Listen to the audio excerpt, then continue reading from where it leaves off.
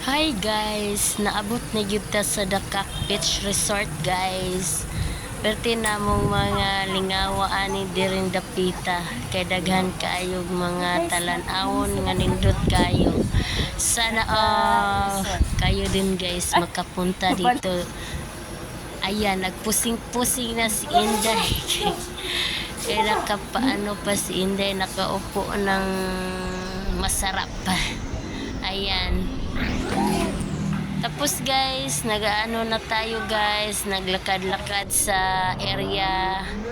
Umiikot-ikot si Inday, ayan. Ayan na si Inday, nagpaso-paso na sa sa White Sand. Ganyan lang kabilis guys, ha. Pagkarating namin, ayan, nakaupo agad kami. Kasi napagod kami sa paglalakad. Napakaroon dito sa Dakak guys. Lang against the light manata sa Dakakaroon naglaag-laag silinan ding wow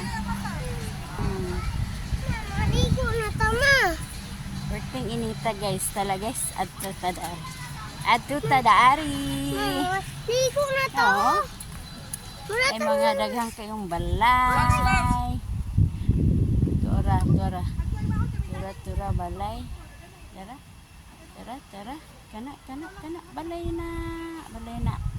Balay na abanganan. Nes. So very enjoy here. Look at my attire, huh?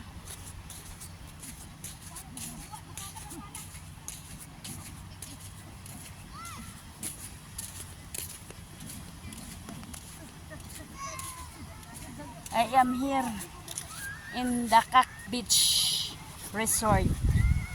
Yes.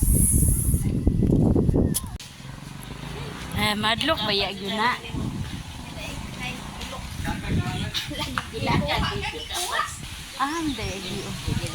Ayan guys, nahanap po si Inday. Paso na si Inday.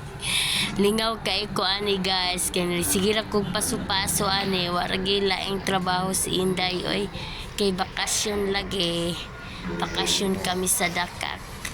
Enjoy talaga dito guys. Daming mga